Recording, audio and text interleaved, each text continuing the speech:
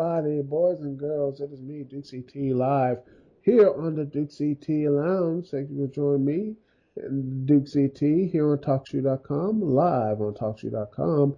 And the video version of the podcast will be on Zipcast, Rise of the Critics, and YouTube. For my holiday and end of the year spectacular, because I will not be here December 26th because I will be out of town. Besides, to be, holiday weekend and stuff. So, but don't worry, boys and girls. I will be back on Friday, January 2nd, talking a little about the year in review in 2014. Since hopefully anything crazy will happen on January 1st or 2nd. Fingers crossed. I will have a huge, big, look back, a reflection of 2014 on January 2nd of next year.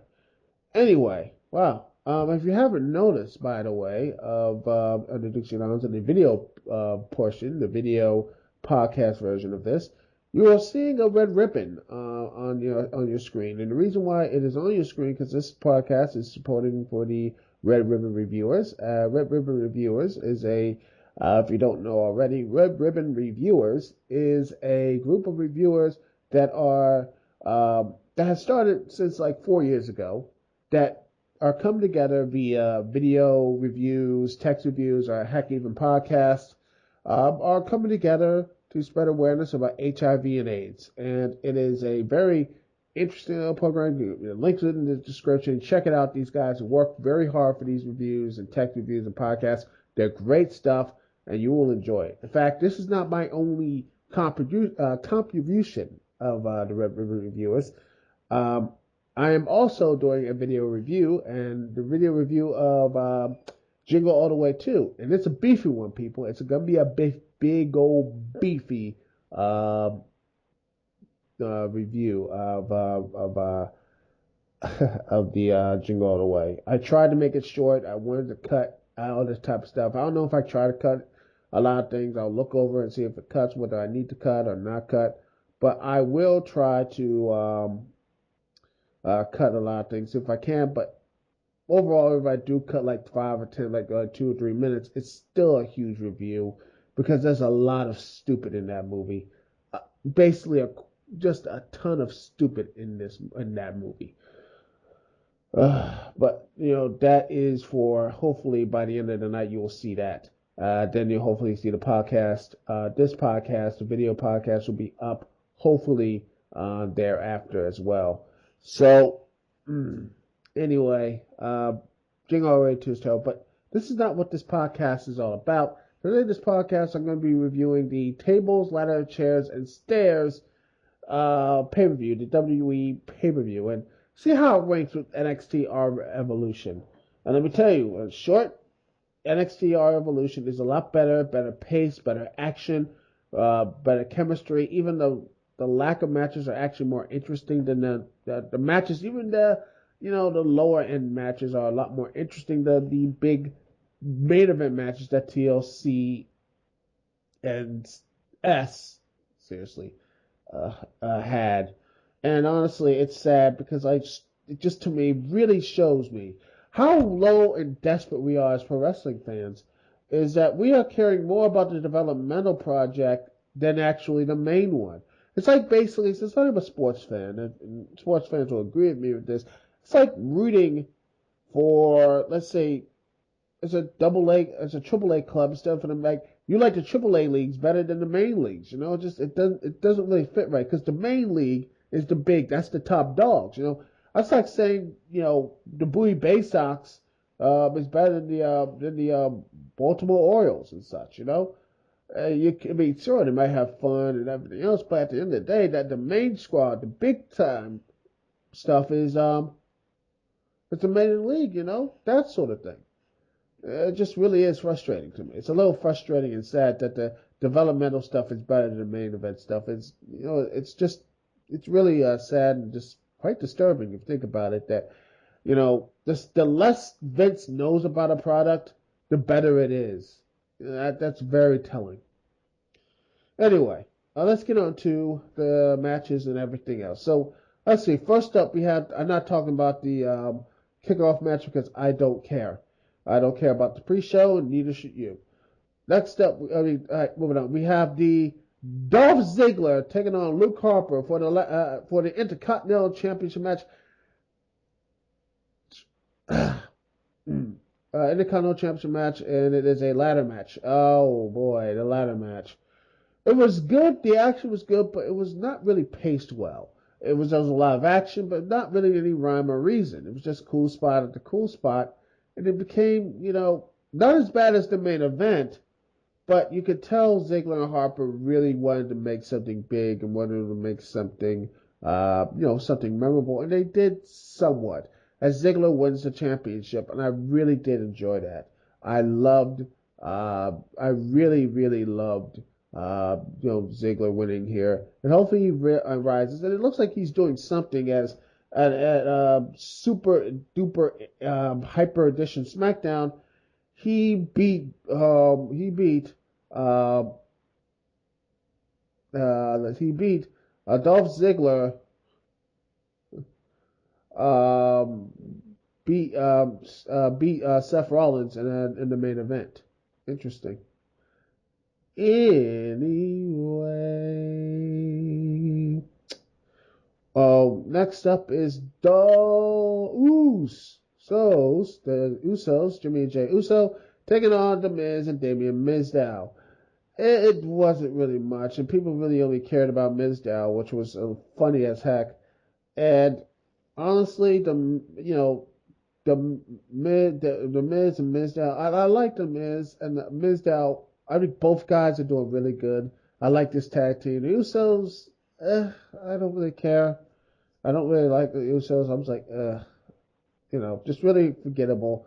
And I like I like their stuff, but I want to see personality too. I want to see more of a personality.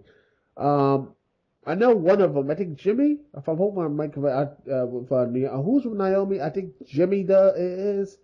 If Jimmy's with her, they're doing some segments and stuff, which is good. I like the segments, and I'm building, and they're looking like there's actually some type of they're building some character with him, and I like that. But they need to do a lot more. They need to do a lot more to show about what the Usos are up to and see how, really, see how good they are, beyond the Total Divas crap. But at the end of the day, I didn't really care for this match. The Miz and Damian Mizdow lose via disqualification as, they hit the tag team title belts. Miz, I think, hits the tag team title belts against one of the Usos. That's called disqualification. And, not much really interesting happens there. Oh, goodness. Oh, man. Big Show versus Eric Rowan. Oh, boy. Steel chairs match. It's a match between Eric Rowan versus the Big Show. And I'm not one of these guys who say that big guys can't have a good match. I mean, heck, I really like the Mark Henry versus Big Show match at Money in the Bank 2011. I really think big guy matches could just basically go to town. I think I like that. But this match was slow, prodding, boring, nothing really interesting.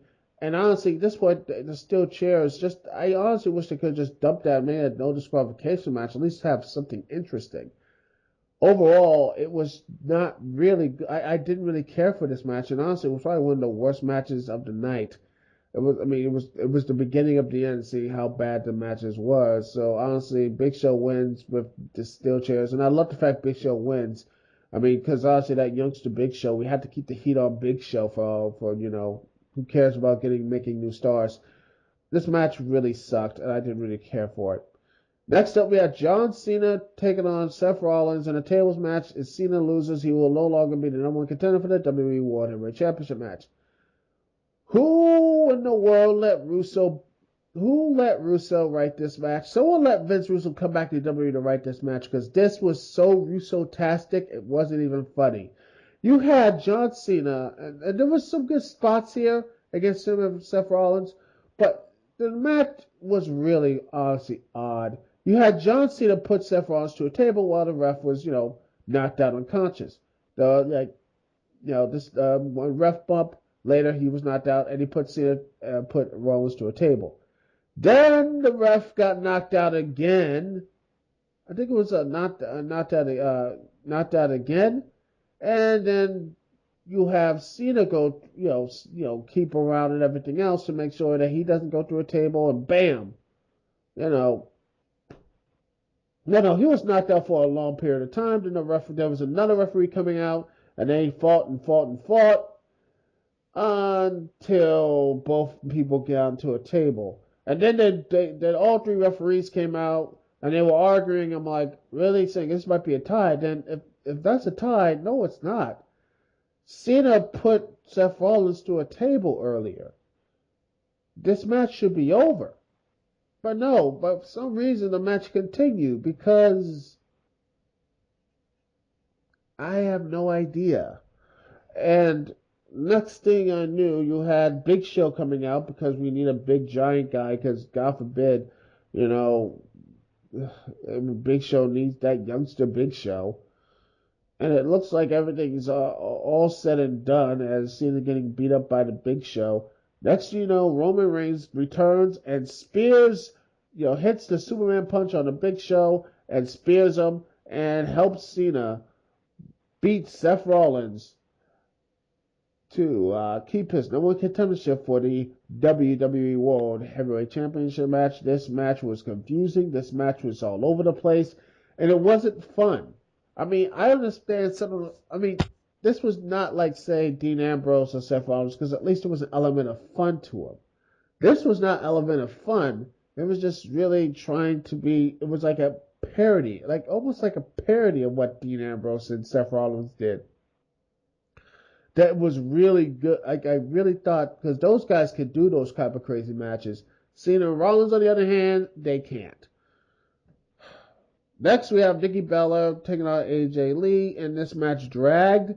I'm sorry, AJ Lee she's okay, but the crazy girl character, I'm done with that. I don't care about her. I don't care. She's just wasting time. I honestly, she already won titles so many times. I don't care about her. I don't care about Nikki Bella. She's gotten better. But the old saying from the car, I paraphrase from the car saying, yeah, you're 1,000 times better, but 1,000 times 0 is still 0. So I don't really care for this match. As Nikki Bella retains the championship with the help of Brie Bella, since they're now friends, sisters again, I don't know. Maybe Brie Bella is doing some weird mind control thing that make Nikki Bella think that she's safe, that she can actually take a pinfall and become Divas champ again or something. Even though she doesn't really, they don't need to fear because the authority is gone, but hey, wouldn't stop the WWE for doing that crap before. Next, we have Ryback versus Kane.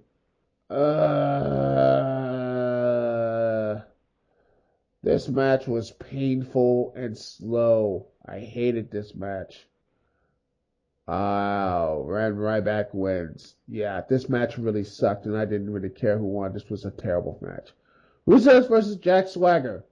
Just the same match between these two over and over again. I got really tired of it. This was just basically their SummerSlam match without. No, this was basically. It was basically their SummerSlam match just without Zeb Coulter. And finally, our main event, Bray Wyatt taking on Dean Ambrose. Oh, man, this match could have been really good, but it wasn't. Because all they did was repeat spot after spot after spot after spot after spot after spot till it lost all meaning. I'm sorry, but this Tables, Ladders, and Chairs match basically should have been just a no disqualification match. This was just plain bad. I really did not like this match whatsoever. And honestly, it looks like that Survivor Series match between Ambrose and Wyatt was just a fluke. It was just, this match honestly really just turned me off to both of them. And the finish, wow, what in the world was that finish? I'm sorry, Dean Ambrose has lost multiple pay-per-views. This, you know what, people? Dean Ambrose is done. Dean Ambrose is done. I'm sorry, the way he lost was just so stupid. He picks up a monitor from under the ring. I don't know why there's a monitor under the ring for I don't know why. And he tries to hit Bray Wyatt with it. He goes up, and then he pulls out the wires, and he shocks himself. And then Bray Wyatt takes advantage of it because Dean Ambrose is blind. It's just like a cartoon. It's not even funny. It was just embarrassing. This match sucked. It was terrible. I hated it. And honestly, it soured me now both Dean Ambrose, but also Bray Wyatt. It was horrendous. This was basically a one-match card. A one-match card, and that one match, Ziggler and Harper, was basically average. This show was a complete and utter dumpster fire. A terrible, terrible, absolutely wretched pay-per-view. And NXT Revolution, hell, NXT R Evolution, that pay-per-view was exciting and fun, and you had a lot of people really care. I mean, there was a lot of investment. There was a lot of people. There was investment in characters. I cared when Kevin Owens came out. I cared about about the Vaudevillains and the Lucha Dragons, seeing a few come forward. I cared about when Finn Balor and Hideo Itami and the Ascension. I cared about Charlotte and Sasha. I cared about Sami Zayn and Arian Neville. I cared. I don't care anything about anybody from Tables, Ladders, and Chairs other than Ziggler. And that's how the WWE really, it just frustrates me how a product can come this poorly. It really does. And it's a shame because I really do like the WWE. I want this to be a good paper. I really do. I do. I really want this to be a great company because they have great talent, but they squander it. It's just, I don't know anymore. I really don't. Anyway, we're going to take a small little OC remix break. We're going to listen to some Super Mario RPG, Booster Tarantino, OC remix. We'll listen to that. We'll be right back right after this here live on the Duke CT Lounge. Thank you so much for listening to me and Duke CT.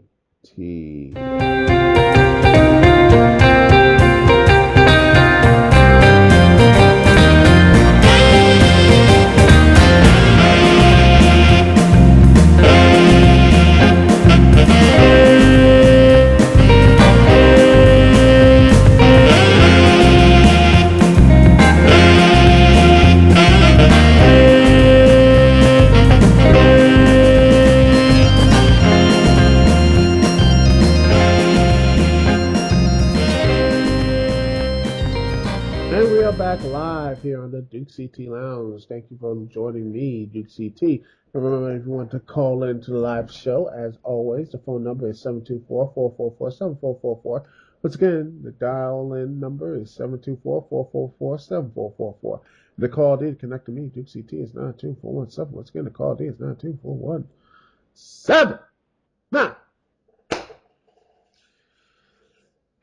let's talk about total nonstop action. Now, I really did not think this whole new place to go to Destination America, one of the Discovery channels, basically smaller, newer channels with only 50 million. Seriously, only 50 million people watch. A huge downgrade from. I'm serious, a huge downgrade of, from Spike TV. The best chance they should have gone is probably WGN America, and I still agree with this, because at least you have 75 million, and the hit is not as bad. It's bad, but it's not as bad, if you understand what I'm saying. And, you know what I mean? But this something is very interesting. This is very, very interesting as that there was supposedly an article on Variety. I was going to plan to talk about this a couple weeks ago, but this right here to me is something very telling. And right here, and the link will be in the description from WrestleInc.com, that supposedly Discovery is talking with the deal with Netflix. Which is interesting to me because I honestly am surprised that no other wrestling company, be it Shikara, be it Ring of Honor, be it heck Lucha Underground, which honestly I'm surprised they won't take the plunge to go on Netflix and expand their audience 10 times fold more than the WWE network. I honestly think they should be. And I think here's a completely interesting article saying that they are wanting Discovery Communications would like to deal with Netflix to stream its program over the popular company's site. But from Brian Selsberg's this little blurb here, he says they want, and then from David Salvazov, I can't believe I mispronounces that, is they want to do a deal with them. They want to deal with us. It's a question of value, and I would not, because honestly there are remarks, because actually there have been some interesting discoveries, because they want to have after Discovery and Hulu just have a new agreement that gave Hulu exclusive subscription video on-demand rights to the series Deadliest Catch and other programs. So they say they want Discovery programs on Netflix, and I would not be surprised. They have a 2-year deal on Netflix in 2011. So, would you think this could happen? I honestly think if they somehow do this, and this is a brand new, acquisition, I would not be surprised if they put this thing on Netflix, which I think would be a brilliant move. I think honestly, this is the future. It might not be right now, but it is going to be a future, something to really talk about, that TNA, if they do get this catch. If TNA somehow gets on Netflix, to me, they already have won. That, to me, is the biggest gap that WWE, I mean, that's something that I don't think even WWE could ever brag about, having over, 50 million subscribers. Over 50 million subscribers plus, something that they would not even come close to with their WWE network, but they're basically screwing over Canada and the UK, which honestly, they're not going to get anything like that. And that's why they're using VPNs and everything else to go wide past, get the network over there. And that's what's going, that's what's going to continue to happen, because WWE doesn't know what they're doing. But anyway, but TNA on Netflix, I honestly think would be a brilliant idea. I think would be great. This would be great for the company. It would really be a new start. You open your avenue with many other viewers. It's up to them to actually build up some good stuff. And I actually, when their dying days, I really did like TNA's stuff on there. I did like seeing Lashley as champion. I thought he was booked better than he was on. To me, honestly, he was the best booked champion, world champion in 2014.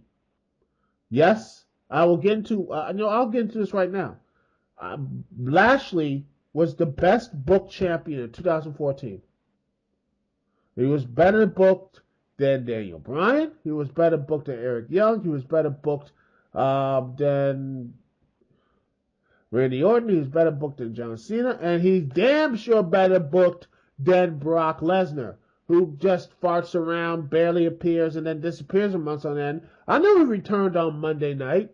It was a nice little thing, but seriously, it's just like Brock Lesnar appears and then disappears. He's not mentioned in the shows. He doesn't have a looming presence. It's just amazing how piss poor the WWE screwed him over.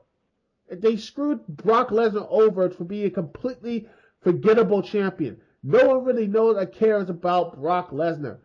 Bobby Lashley, on the other hand, he was used sparingly, but when he did was used, he came out, he beat people up, and then he didn't talk. He had MVP talk with him, and I'll talk for him. And let me tell you something. You truly believed in what he did.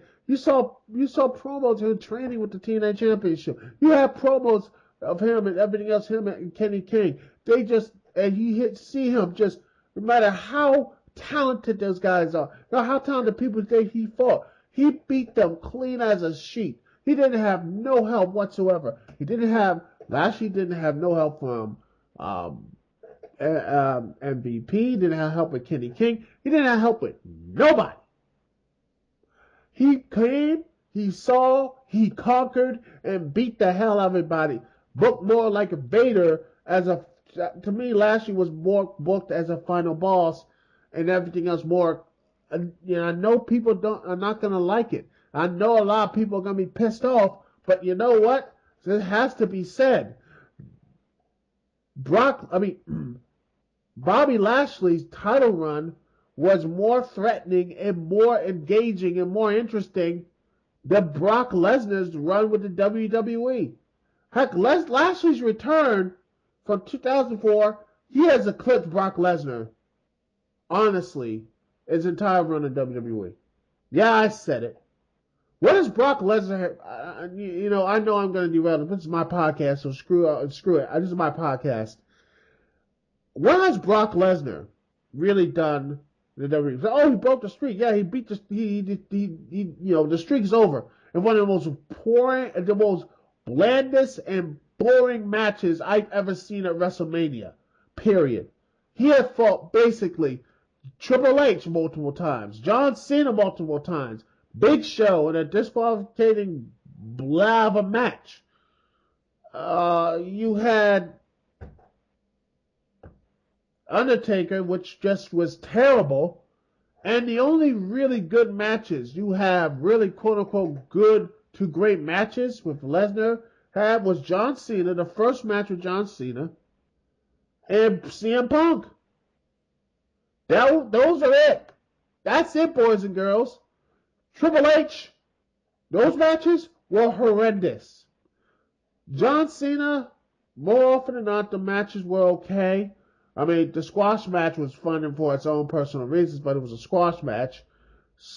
Cena and Rock, the third one, was just Cena. It wasn't really that much of a memorable thing. It just felt like it was just. I felt like it was not. It was basically a more PG version of the first time they fought in 2000 and I think it was 2012, which. Yeah, it was 2012. That was the first time, that was the first time they came back. It was really, and that was, to me, it was a more PG version of that. And that's what I felt like. It wasn't really something memorable. Lesnar got a lot of money, which I don't begrudge Lesnar making a lot of money. I don't begrudge him for that. But honestly, who I do begrudge is Vince McMahon. I begrudge him because he does not know how the hell to book. He does not know how the hell to do anything. He is honestly completely a senile. He is truly 100% a senile old kook. He doesn't know what the hell he's doing. He doesn't know how to book his stars. He doesn't know how to do anything with a remote sense of competence. This guy, Vincent Kennedy McMahon, is a complete and utter moron. I mean, he is. And no one, and he says, and his Stone Cold Steve Austin podcast, no one wants to really do the job. No one wants the brass ring. Bullshit. There are plenty of guys who got the brass ring. Zack Ryder. So all of them want to do it, but yet you do this. It's the contrarian crap. Bury him so many times that, that just basically makes it, I want to keep my job here. I don't want to make any waves. So I'm just going to continue going through my same old progressions. It's BS. And it's something that, I honestly think that this company really needs us to, Vince McMahon needs to go. And he needs to go on. Hell, honestly, I honestly think 2006, he should have retired in 2006. Because we're saying the same damn things over and over again. Heck, I guarantee you look back for the old YouTube files of people from If you can find videos of spinning that LV54, all this other stuff, they probably were saying the same stuff back in 2006, 7, 8, 9, and 10, what people are saying right now. It's Groundhog Day in WWE. New stars come in and with fresh ideas, and then they get squashed and get destroyed and get shoot out and spin out, and somehow they realize and they depend on Cena way too much. And when Cena really goes out with an injury, like something like with Edge, which honestly at this point, it's gonna happen. Cena does not have the will of his own to just tell his body is gonna have to fail him really bad for him to just say slow down. He's gonna be one of those guys. And Orton has been completely screwed over since 2004 and 5 and 6 and everything else. So who's their next big star? Roman Reigns, a guy who gets blows up after 5 to 10 minutes, he gets blown up.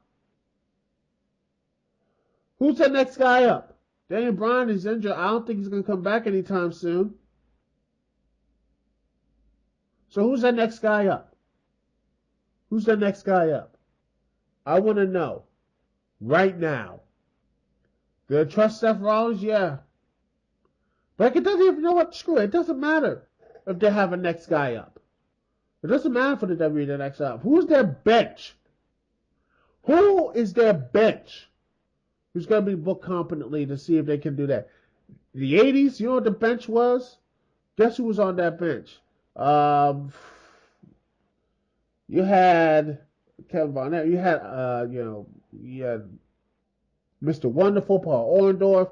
You had Randy Macho Man. You had Roddy Piper. You had so many guys. Byron BK. You got many people there. A lot of people that they could have stepped in that. Same in the Attitude Era. They had guys that could plug in. If it wasn't Stone Cold, they could have plugged in The Rock. If they had no Rock, they had The Undertaker. Then The Rock, they got guys like Mick Foley to stand up and such. Triple H. All these guys. They had guys on standby. Who in the world who's the next guy up and their guys in the background? Who's their next 6, 7 young guys that WWE can book competently? Book competently. That's my one thing tonight, man. I want to see that. Booked competently. But hey, I could be wrong and they might get their stuff together, but I doubt it. Anyway, thanks for joining me live here on TalkShoe.com. Thank you for watching me on YouTube and Zipcast, Rise of the Critics, and everywhere else in between. Thank you so much for watching and listening from here to 2004, and we will keep going to 2015 and beyond. Thank you so much for listening. Here live on TalkShoe.com. This is me, Dukect. Peace and love. I will see y'all when I see y'all later.